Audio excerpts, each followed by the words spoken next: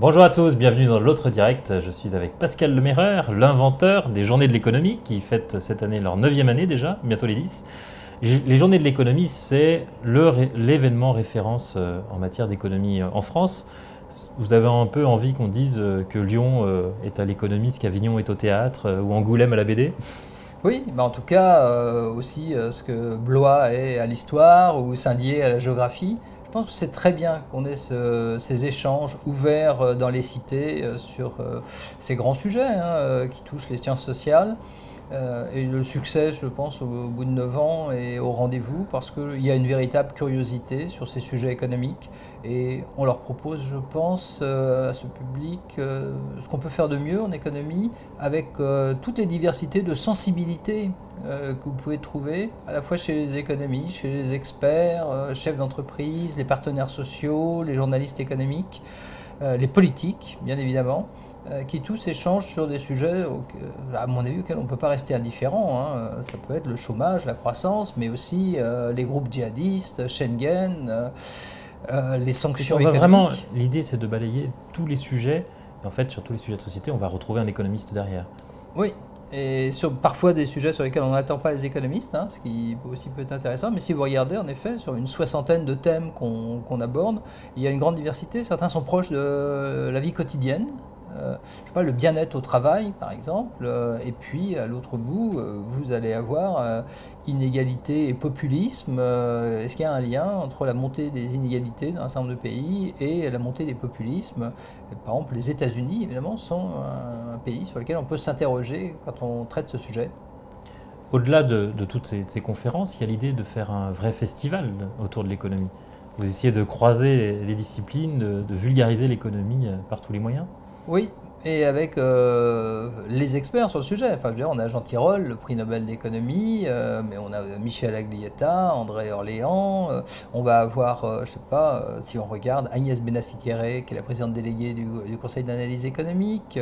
On va avoir Jean Pisani-Ferry, France Stratégie, c'est-à-dire ceux qui sont au cœur de l'expertise qui est apportée aux décideurs politiques et aux décideurs économiques aujourd'hui. Alors politiquement, on attendait comme star Emmanuel Macron. Comme il a démissionné, finalement, c'est pas lui, ce sera Arnaud Montebourg. Alors là, vous avez fait votre choix pour la présidentielle. En fait, vous allez voir que dans les politiques, il y a de véritables rencontres. Là, par exemple, c'est Montebourg et Henri Guénaud. Et là, on a deux visions de la préférence nationale.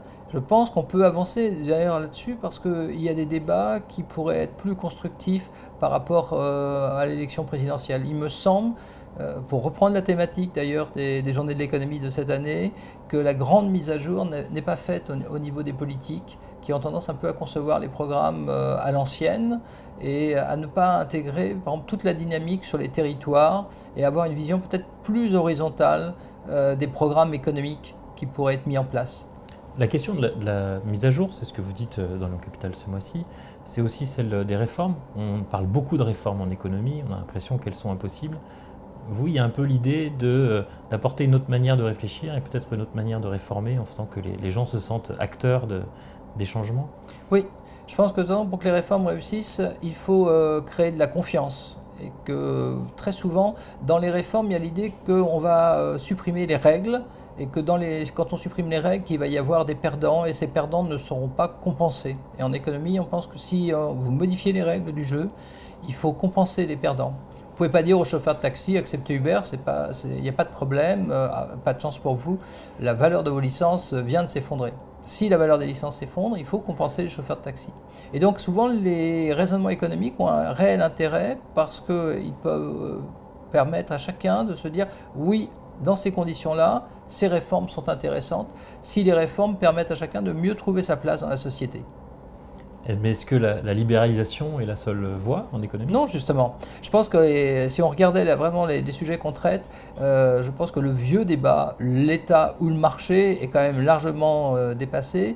Il y a des formes d'organisation hybrides et je pense que l'idée de coopération et de concurrence peut être totalement imbriquée. On peut avoir de la coopération et de la concurrence en même temps. Et il me semble que les nouvelles générations qui arrivent sur le marché du travail ont envie de travailler autrement, d'entreprendre autrement, mais aussi de consommer autrement. Et quelque part, ça permet à chacun d'être aussi plus créatif et finalement d'avoir des projets de vie plus intéressants, non? Une des fiertés des GECO, c'est de rassembler, vous l'avez dit, différentes sensibilités.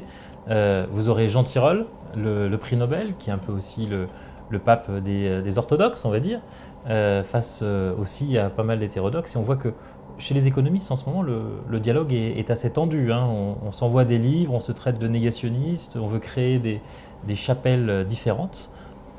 Oui, alors il y a ces débats, mais en même temps, ces économistes partagent toute une partie de raisonnement économique. Et puis ce qu'il faut dire, c'est que finalement, c'est une discipline qui se porte très très bien en France, qui publie énormément. Et sur beaucoup de sujets, l'intérêt des économistes, c'est qu'ils rendent accessible au public tout ce qu'ils produisent. Ils mettent sur Internet leurs documents de travail, etc.